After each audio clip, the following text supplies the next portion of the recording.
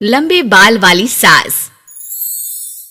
सास बहू की उम्र में माँ बेटी जितना फासला होता है, लेकिन फिर भी ना बहू को सास में माँ और ना ही सास को बहू में बेटी दिखती है।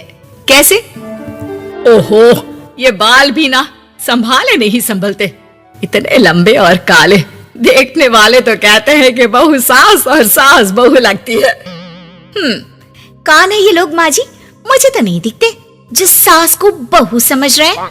अरे चल छोड़ ना, जा चाय लेकर आ जा और किचन में मेहंदी भिगा देना। और हाँ, दोपहर को पार्लर वाली आ रही है मेरे हेयर स्पा के लिए, तो जरा गर्म पानी तैयार करके भाप की तैयारी भी कर देना।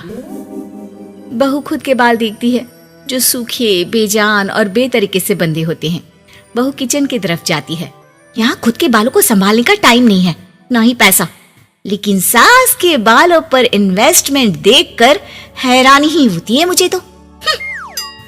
दोपहर को पार्लर वाली सास के बालों को देखकर बोल पड़ती है, ओहो, ये कैसे बाल कर लिए आपने? 2 हफ्ते से मुझे बुलाया नहीं ना, तभी। अरे वो बहू के कारण। मेरे कारण? मैंने कब मना किया था आपको किसी चीज के लिए? अब तू ही मायके चली गई थी ना, अब मैं घर का खाना बनाऊं या फिर बालों की केयर करूं? तू जाकर पानी लेकर आ। इस बार मैं जो मसाज करूंगी ना, थोड़ा महंगा है, लेकिन अरे महंगे की चिंता ना कर, बस ये जो डिम्पल कपाड़िया जैसे बाल है वो शबाना आजमी जैसे ना हो जाए, इसका ख्याल रख। अब क्या था, सास के बाल पर जो बजट था वो घर के किचन के बजट जितना ही था, लेकिन बहू बेचारी करती क्या, बहू जो ठहरी। एक बार सास बहू मॉल में घूमने जाते हैं। माँ जी, एक ड्रेस लेना है, चलिए ना जरा डिजाइनर शॉप तक। हाँ चलो, वैसे भी बाल गीले हैं, थोड़ा बाहर घूमूंगी तो हवा से सूख जाएंगे। सास बहू दोनों मॉल में घूम रही होती है। सासू माँ, वो रहा मेरा स्टोर। अरे रुक, क्या है ये? जावेद हबीब। अरे चल तो जरा देखे तो। हाँ चल देना माँ जी, बस एक ड्रेस ले लो। अरे ले लेना ड्रेस बाद में, किसने मना किया है लेने से? सास जावेद हबीब के पार्लर में जाती है, जहां सेल्स गर्ल उन्हें पकड़ लेती है। अरे कुछ बालों को सुंदर रखने के लिए क्रीम पाउडर दिखाओ ना, वो क्या है ना, थोड़े बेजान लग रहे हैं।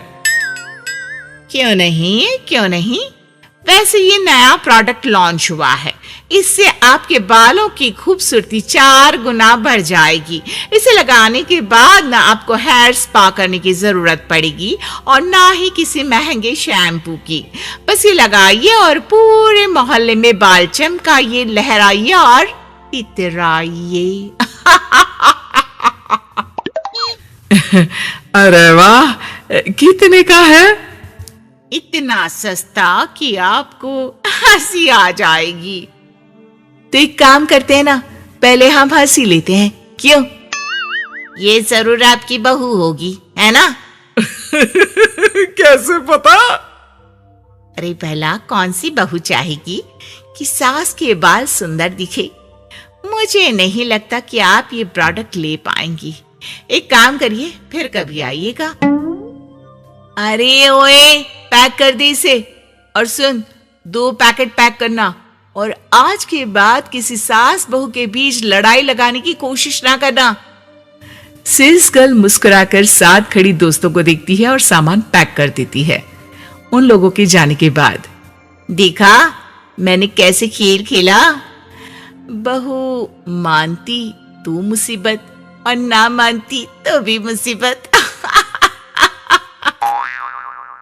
वहीं सामान लेकर सास भी खुश बाहर निकलकर बहू से कहती है, अरे वाह बहू, अब देखना मेरे बाल ना और ज्यादा सुंदर हो जाएंगे। अब तो लोग मुझे देखकर जलने लगेंगे। वैसे जलन से याद आया, तुझे भी तो ड्रेस लेनी थी ना, चल ले लेते हैं। रहने दीजिए, पैसे किसके पास है जो ड्रेस ले लूं? आप तो अपने बाल लहरा लहरा कर इतराइए।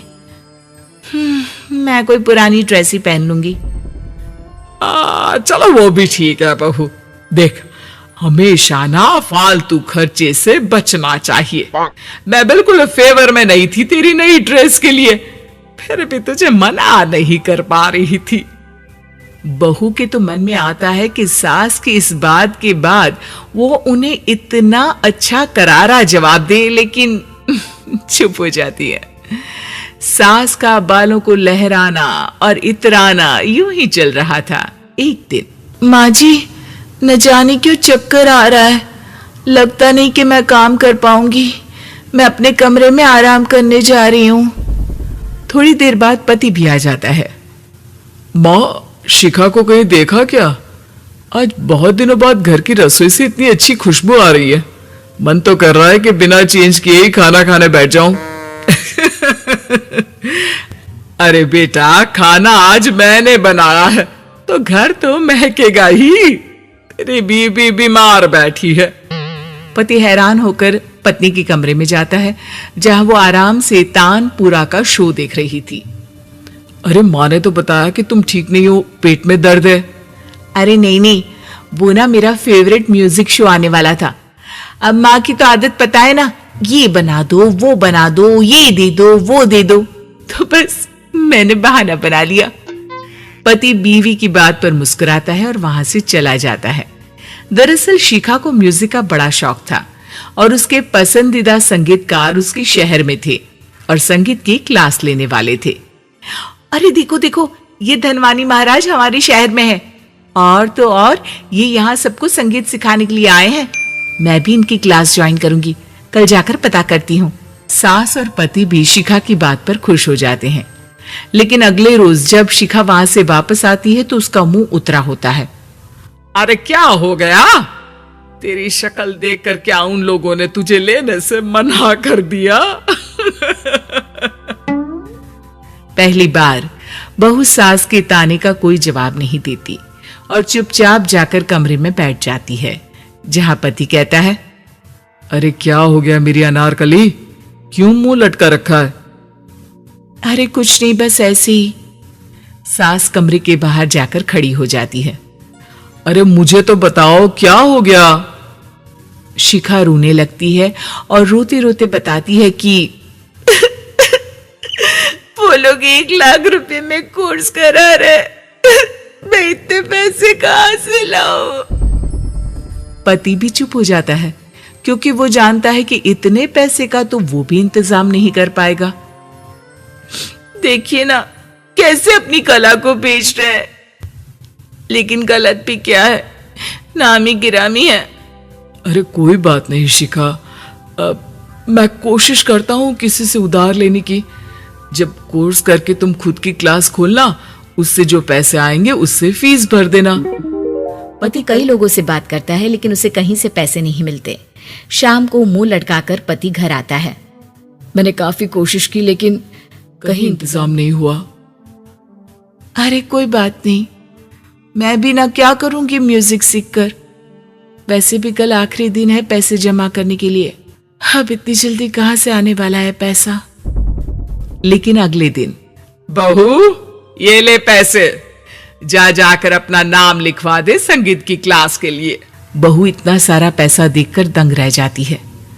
अरे माँ जी, आप कहाँ गई थी अभी, और ये इतने सारे पैसे कहाँ से आए?